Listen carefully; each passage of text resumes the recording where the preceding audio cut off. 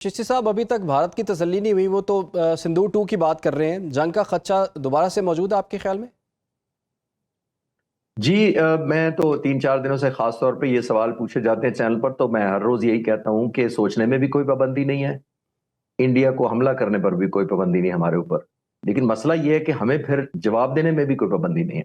वो हमने पिछले साल भी साबित किया, हमने कोई पाबंदी नहीं रोकी। पाबंदी लगाई तो खुद लगाई थी, इसमें कोई शक नहीं है कि हम एस्केलेट नहीं करना चाहते थे। मैं आपको मिसाल से वाज़ेह कर देता हूं कि उस रात जो जहाज 8 तबाह किए थे, वो वापस मुड़कर जा रहे थे, तो हमारी बड़ी जबरदस्त पोजीशन थी पाक फिजाइया कि उनको चेस करते और कुछ जहाज गिरा देते, लेकिन रिस्ट्रेन किया पाक फिजाइया ने। मैं एक और वाक्य पर आपको बता देता हूं कि 10 मई 2025 को जब हमने हमले किए इंडिया के ऊपर, हमारे ड्रोन हिंदुस्तान में फिर रहे थे, दिल्ली के ऊपर फिर रहे थे, आईपीएल का मैच चल रहा था नीचे, उनका दिल्ली पूरा शहर था नीचे, उनका एक चिनूक हेलीकॉप्टर हमें नजर आया बेस पर हैंगर के अंदर खड़ा हुआ, नहीं मारा गया। लेडर ऑफ एस्केलेशन कंट्रोल करने के लिए कि हिंदुस्तान को जवाब ना मिल जाए ऑल आउट हमला करने का। On top of that Agra airbase पर उनका A50 एक एयरबोर्न अर्ली वार्निंग रेडार जहाज था,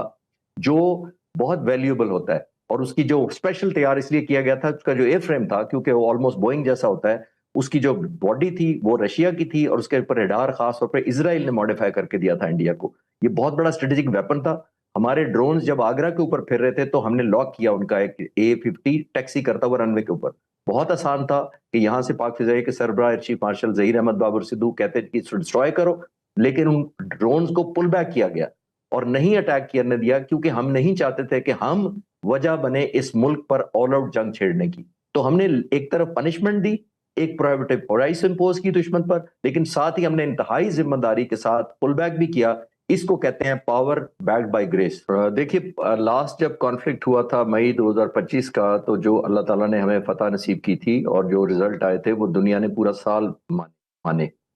और रीअश्योरेंस होती रही हमें कि हमने अल्हम्दुलिल्लाह जो परफॉर्म किया है, खासतौर पर पाक फिजाइया ने, वो तारीख का हिस्सा ना सिर्फ बन चुका है बल्कि इंशाल्लाह पढ़ाया जाएगा। और मैं उस वक्त भी कहा था, मैं आज भी कहता हूं कि जब फतह होती है तो वो एक अपने साथ वक़्त या वैल्यू लेकर आती है। तो because victory has power and और वैल्यू लेकर आती है। जब वैल्यू लेकर आती है तो वो आपको पावर देती है। तो पावर जब आपके पास आती है, when you have power then the other power talks to you. अभी आपने देखा कि हमने जो वक़्त हासिल की वो दुनिया ने मानी, no less than president Trump से शुरू हुए, और दुनिया बाकी भी आप देखें कि इस ग्लोबली मोतरफ हुई पाकिस्तान की कि ये कौम ऐसी है जो ना सिर्फ अपना दिफा करना जानती है। और फिर एक साल गुजरने के बाद आपने देखा कि हमने जो ईरान और इसराइल के ईरान और अमेरिका के दरमियान जो कॉन्फ्लिक्ट था, उसको जो कंट्रीब्यूट किया, अपना सीज फायर की कोशिशें की, एक अमन लाने की कोशिश की खित्ते में। तो लास्ट ईयर दुनिया मोतरफ हुई थी सिर्फ रीजनल पॉइंट ऑफ व्यू से कि हम इस खित्ते में बहुत अमन का कंट्रीब्यूट किया, हमारे बगैर मुकम्मल नहीं हो सकता। तो अब दुनिया ने देखा कि हम एक ग्लोबल भी अपना कंट्रीब्यूशन डालना जानते भी हैं और एक विलिंग भी हैं, और एक कौम ऐसी है जिस पर पूरे जो फ्रीकैन है इस वक्त, जो इतनी लड़ाई हो रही है, वो भरोसा भी करते हैं। तो I think new found realism दुनिया के लिए भी है, और अल्हम्दुलिल्लाह एक न्यू फाउंड स्टेचर एंड वकार हमारे लिए भी है। तो खालिद चिश्ती साहब, अभी रिसेंटली गैर मुल्की खबरसां इदारे ने पाकिस्तान को मिडिल पावर के तौर पर जो है वो करार दिया है। इस टाइटल को आप कैसे देखते हैं और इसकी क्या सिग्निफिकेंस है?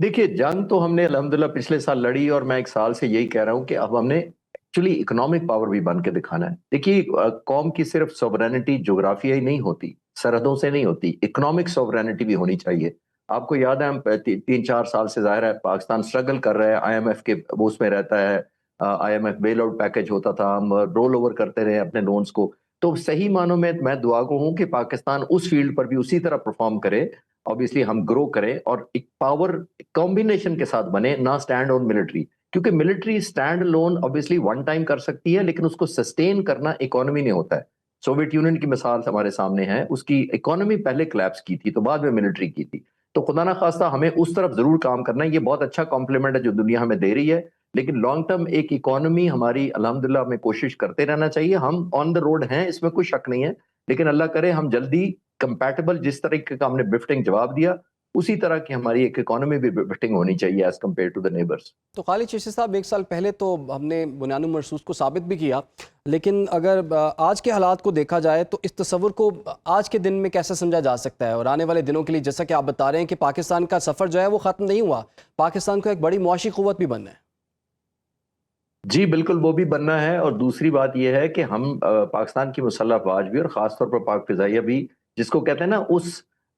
اس میں سلیپ اوور میں نہیں ہے کہ ہم نے پچھلے سال جنگ کی تھی تو ہم ریسٹ کر سکتے ہیں، ہم اپنے آپ کو سیلیبریٹ کر سکتے ہیں، تو اس موڈ میں تو پاک فضائیہ کبھی گئی نہیں ہے۔ اور میں تقریباً 1 سال سے ان ٹچ اس لیے تھا کہ میں نے وہ ڈاکومنٹریز بنانی تھی ایک پاک فضائیہ کے، اس دن بھی الحمدللہ اس جنگ سے لے کے آج تک تو مجھے اسپیشل ایکسیس دیا گیا تھا ٹو آل دیٹ انفارمیشن، جو ہم نے جس طرح جہاز مارے تھے ان کی ویڈیوز، پائلٹس کی talking, radio, electronic signal, radar picture ساری میں نے اسٹڈی کی ہے۔ تو میں نے ابھی 3 دن پہلے ایک ڈاکومنٹری اپلوڈ کی تھی، دی 80 ریالٹی، اور اس میں دیکھ کر مجھے خود بڑا پرائیڈ ہوا کہ ایسی ایئر فورس جو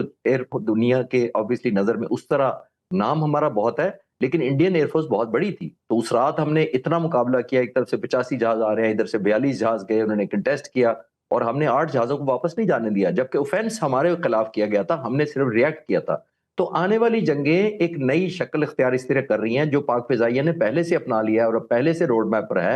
اور دنیا جانتی ہے، 78 سالوں سے ہمیں جانتی تھی اس ایئر فورس کو کہ یہ ڈیفینسو اور ریئیکٹیو ایئر فورس ہے۔ اب یہ وہ ایئر فورس نہیں ہے، یہ ایک ڈسرپٹیو ایئر فورس ہے، یہ گیم چینجنگ ایئر فورس ہے، اور یہ لیڈر آف ایسکلیشن کو اپنے پاس رکھنے کی اور اپنے کنٹرول میں رکھنے والی ایئر فورس ہے، جس کا مطلب یہ ہے کہ یہ ڈیسائیڈ کرے گی انشاءاللہ تعالیٰ کہ کتنی ہم نے ایسکلیٹ کرنی ہے جنگ اور کتنا کرٹیل کرنا ہے، جس طرح ہم نے اس جنگ کے اندر پچھلی میں کیا تھا، اور وہ مثالوں سے اگر آپ چاہیں گے تو میں ایکسپلین کر سکوں گا کہ میں کیا کہنے کی کوشش کروں۔ اچھا خالد چشتی صاحب، یہ بھی عرض کیجیے گا، کیا مارکہ حق نے عالمی سطح پر کشمیر کے مسئلے کو دوبارہ فلیش پوائنٹ کے طور پر ابھارا ہے آپ کے خیال میں؟ جیسے کہ ڈونلڈ ٹرمپ جو ہے وہ بھی ایک دفعہ کہہ چکے ہوئے ہیں کہ اگر کشمیر کا مسئلہ حل کروانا ہے تو میں اس کے لیے ثالثی کے لیے تیار ہوں۔ ایک بڑا کانفلکٹ تو پاکستان اور انڈیا کے درمیان یہی بڑا مسئلہ ہے، تو آپ کو لگتا ہے کہ اس چیز پر بھی کوئی بات ہو سکتی ہے، اور پاکستان چونکہ اس وقت بہتر پوزیشن پر ہے تو اس مسئلے کے حل کی طرف جایا جا سکتا ہے؟ اب میرا خیال ہے بدقسمتی سے اس طرح اجاگر نہیں ہوا جس طرح ہونا چاہیے تھا، کیونکہ پریزیڈنٹ ٹرمپ، لوگ کہتے ہیں 60 دفعہ بات کی کہ اتنے جہاز گرائے، 70 دفعہ بات کی، وہ جتنی دفعہ مرضی بات کر لیں، اور میں پورے 1 سال سے کہہ رہا ہوں کہ میں خواہش کرتا ہوں کہ وہ 2-4 دفعہ کشمیر کی بات کرتے، کیونکہ یہ جو جنگ تھی یہ ایفیکٹ تھی، اس کی کاز کشمیر ہے، تو پہلے کاز کی بھی بات کریں کہ آگ لگی کہاں سے ہے، صرف آگ بجھانے سے کام نہیں ہوتا۔ تو میں تو وش کرتا ہوں کہ پریزیڈنٹ ٹرمپ جس طرح بات کرتے ہیں کہ میں نے جنگیں رکوائیں، وہ جنگوں کی وجہ تک بھی پہنچے، تبھی ان کی کنٹریبیوشن لانگ ٹرم میں ہم احسان مند بھی ہوں گے کہ وہ کشمیر کا کریں، اور وہ ظاہر اپنے انفلوئنس کی وجہ سے کر سکتے ہیں۔ تو کشمیر اس طرح بدقسمتی سے ہائی لائٹ نہیں ہوا، صرف ہماری اچیومنٹس ہائی لائٹ انہوں نے کی ہیں، لیکن جو کاز ہے میرا خیال ابھی بہت کچھ کرنا باقی ہے، and I wish and hope and پرے کہ پریزیڈنٹ ٹرمپ کبھی اس پر بھی فوکس کریں کہ یہ ملک دونوں پچھلے 80 سال میں کیوں لڑتے ہیں، ہماری مین وجہ ہی وہ ہے۔ تو ہمیں جب تک کاز افیکٹ نہیں کریں گے، ہمیں جو روٹ کاز ہے اس کے ایفیکٹ کو کنٹرول کرنا یا کنٹرول کرنا وقتی طور پر سبسائڈ ہوتا ہے، لیکن اصل وجہ ادھر ہی رہتی ہے، جیسے آج بھی وہی ہاسٹیلٹی ہے، وہی ٹینشن ہے، اور وہی بریچ آف ٹرسٹ اور لیک آف کانفیڈنس دونوں طرف ہے، جب تک مین سورس وجہ نہیں ختم ہوتی۔ اچھا چشتی صاحب، ہمیں پتہ ہے کہ سیاسی اختلافات بھی پاکستان میں بہت زیادہ رہے، لیکن اس بنیاد مرصوص کے موقع پر، مارکہ حق کے موقع پر ہم نے دیکھا کہ تمام قوم ہمیں متحد نظر آئی۔ تو جب قومی سلامتی کا معاملہ ہوتا ہے تو یہ اتحاد کتنا ضروری ہوتا ہے، اور یہ جو چیز ہم نے حاصل کی ہے یہ کتنی قیمتی ہے؟ دیکھیے میں تو 1 سال سے یہی عرض کر رہا ہوں کہ ہم جو آرم فورسز ہوتی ہیں ایک ویپن ہوتی ہیں، اور جسم کے اندر جس نے ویپن پکڑا ہوتا ہے وہ قوم ہوتی ہے۔ جتنا جسم یونائٹڈ ہوگا، صحت مند ہوگا، موٹیویٹڈ ہوگا، اتنا ہی زیادہ ویپن کارگر ہوگا۔ سٹینڈ الون ویپن کچھ نہیں کرتا جب تک چلانے والا جو ہاتھ ہے اور اس کے پیچھے جو پورا جسم اور دماغ اور دل ہے وہ نہ صرف صحت مند ہو بلکہ موٹیویٹڈ ہو، اور جیسے میں نے کہا United who for a purpose. اگر ڈس انٹیگریشن ہوگی جسم کے اندر، بیماری ہوگی، کوئی کانفلکٹس ہوں گے،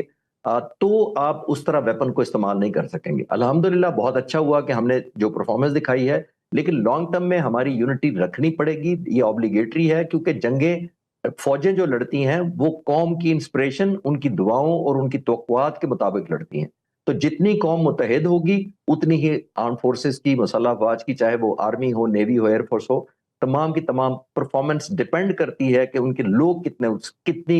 ایک صدق کے دل سے اس کے پیچھے کھڑے ہیں۔ تو اگر تو خدا نہ خواستہ تفرقہ ہوگا، لیک آف انڈرسٹینڈنگ ہوگی، لیک آف پرپز ہوگا، تو یہ اتنا ہی پرفارمنس کو بھی افیکٹ کرتی ہے ملٹری۔ تو